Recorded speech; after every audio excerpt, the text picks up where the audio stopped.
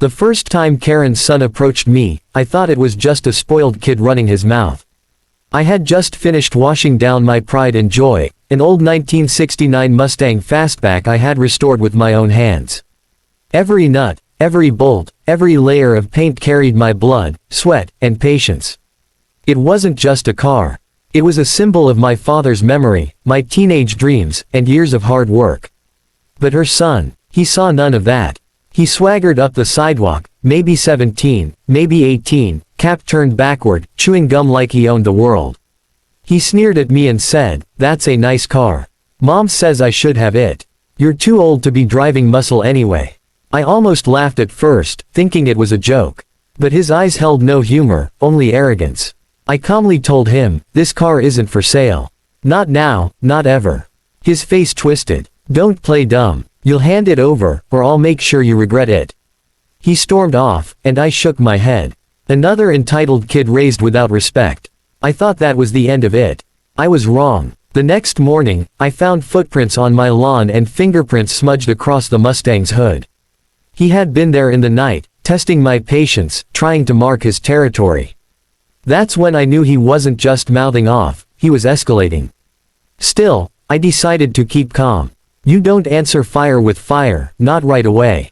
A few days later, I was grilling in the backyard when flashing red and blue lights filled my driveway.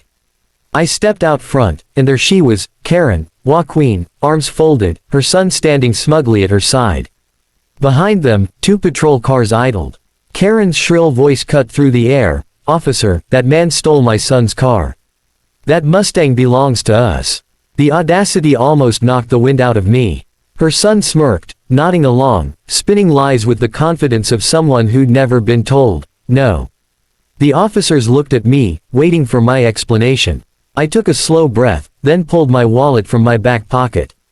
Inside was not just my driver's license, but my badge. I held it up, the gold catching the sunlight. "Chief Daniel Hayes," I said calmly. "And you've just wasted police resources on a false report." The color drained from Karen's face. Her son's jaw went slack.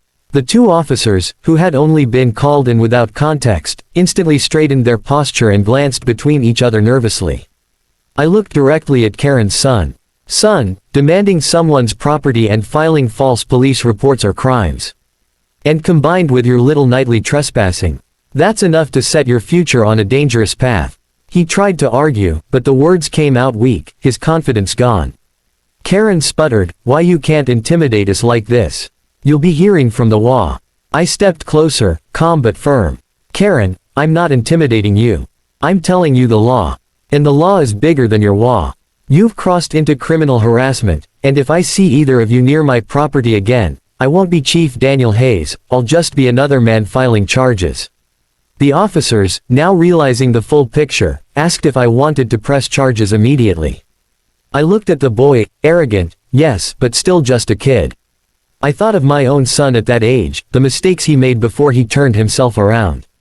I decided to give him one chance. "Not today," I said. "But this is your warning. Next time, there won't be mercy."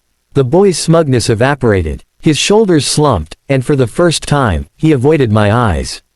Karen, red with fury but powerless, dragged him back toward their house. The patrol cars left quietly, one officer giving me a respectful nod on the way out. That night, I sat by my Mustang, hand resting on the hood. I thought about how close entitlement and arrogance can push people into ruining their lives. I wasn't just protecting a car. I was protecting respect, dignity, and boundaries, things Karen never taught her son. In the weeks that followed, my lawn stayed untouched. No more smug remarks, no more trespassing. Karen avoided me entirely, her pride wounded. Her son kept his head down whenever I drove by, and maybe, just maybe, the scare had taught him something. What I learned was simple: standing up to bullies doesn't always mean punishing them. Sometimes, it means holding up a mirror so they see exactly who they're becoming. And in that reflection, if they're lucky, they find the chance to change.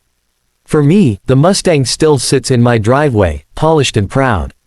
Not just a car, not just a machine, but a reminder that respect is earned, not demanded, and that no title, no law, no false report can ever take away what you've built with your own 2 hands.